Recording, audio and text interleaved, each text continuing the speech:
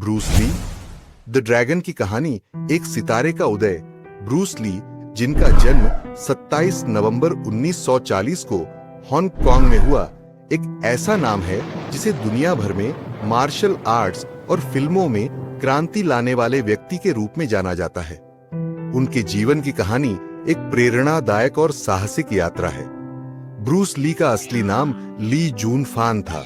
वे एक फिल्मी परिवार में पैदा हुए थे और उनके पिता ली हुई च्वेन एक प्रसिद्ध अभिनेता और गायक थे। बचपन से ही ब्रूस ने अभिनय और मार्शल आर्ट्स की ओर रुचि दिखाई। 7 साल की उम्र में उन्होंने फिल्मों में काम करना शुरू कर दिया और जल्दी ही वे चाइनीज सिनेमा के प्रमुख सितारे बन गए। ब्रूस ली ने अपनी युवा उम्र में ही मार्शल आर्ट्स में गहरी दिलचस्पी लेना शुरू किया।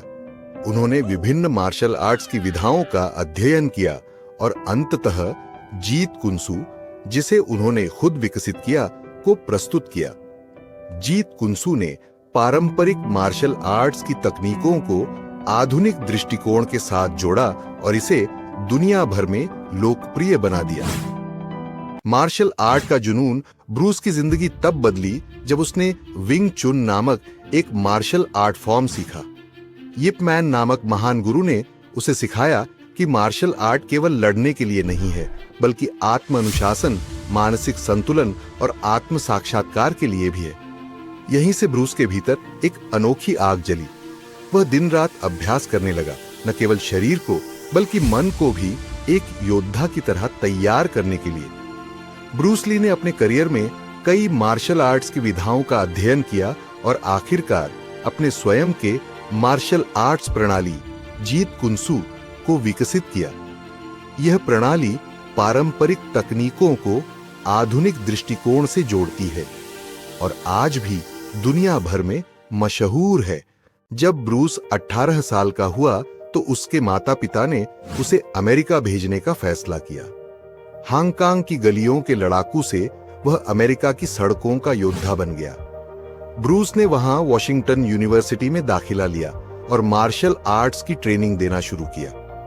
यह पहला मौका था जब उसने अपनी जीत कुन डो शैली की नींव रखी, जो एक विचारधारा थी कि पानी की तरह बनो, यानी हर स्थिति के अनुसार खुद को ढालो।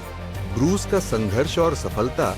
अमेरिका में ब्रूस को अपने एशियाई होने की वजह से बहुत भेदभाव का सामना करना पड़ा। हॉलीवुड के दरवाजे उस पर बंद थे, लेकिन ब्रूस हार मानने वालों में से नहीं था। उसने अपने मार्शल आर्ट्स को एक हथियार के रूप में इस्तेमाल किया और अपनी जगह बनाने का निर्णय लिया। उसकी मेहनत रंग लाई जब उसे TV show the green hornet में कातो का किरदार निभाने का मौका मिला। उसकी फुर्ती, गति और मार्शल आर्ट्स के अनोखे अंदाज ने सभी को चौंका दिया। ब्रूस ली की शादीशुदा जिंदगी उनकी व्यक्तिगत और पेशेवर जीवन का महत्वपूर्ण हिस्सा थी। ब्रूस ली और उनकी पत्नी लिंडा ली कैडवेल की प्रेम कहानी एक दिलचस्प सफर थी, जिसमें प्यार, संघर्ष और उनके साझा सपनों की झलक मिलती है।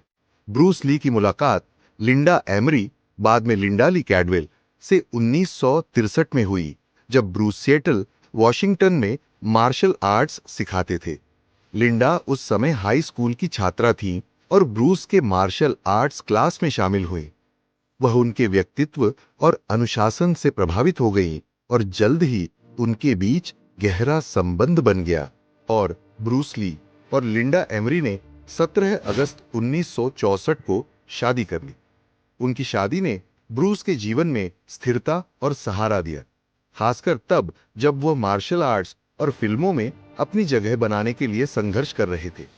लिंडा हमेशा उनके साथ खड़ी रहीं और उनके करियर के दौरान उन्हें भावनात्मक समर्थन दिया। ब्रूस ली और लिंडा के 2 बच्चे हुए। पहला ब्रैंडन ली। ब्रैंडन का जन्म 1 फरवरी 1965 को हुआ था।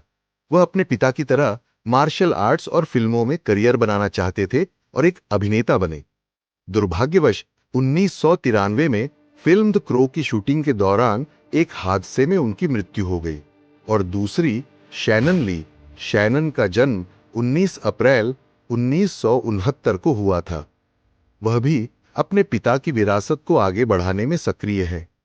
उन्होंने मार्शल आर्ट्स का अभ्यास किया और फिल्म उद्योग में भी काम किया।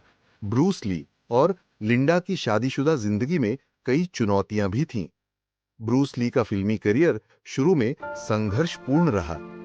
हॉलीवुड में एशियाई अभिनेताओं के लिए सीमित अवसरों के कारण उन्हें अपनी पहचान बनाने के लिए कठिनाइयों का सामना करना पड़ा।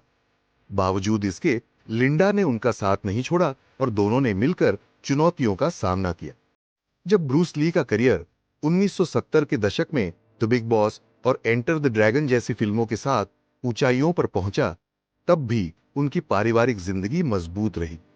लिंडा उनके हर कदम पर उनके साथ रहीं और उनके मार्शल आर्ट्स और फिल्मी सफर में अहम भूमिका निभाई। अचानक विदाई ब्रूस ली अपने करियर के शिखर पर थे, जब 1973 में 32 साल की उम्र में उन्होंने अचानक दुनिया को अलविदा कह दिया। उनकी मौत आज भी एक रहस्य है, लेकिन उनकी विरासत अमर है। उन्होंने हमें सिखाया कि कोई भी बाधा बड़ी नहीं होती अगर हमारे भीतर आत्मविश्वास और साहस हो। ब्रूस ली आज भी सिर्फ एक नाम नहीं, बल्कि एक क्रांति, एक विचारधारा और एक प्रेरणा है। उनकी कहानी हमें बताती है कि चाहे कितनी भी मुश्किलें आएं, सच्चे योद्धा कभी हार नहीं मानते। वे अपनी शर्तों पर जीते हैं और अपनी शर्तों पर इतिहास रचते हैं।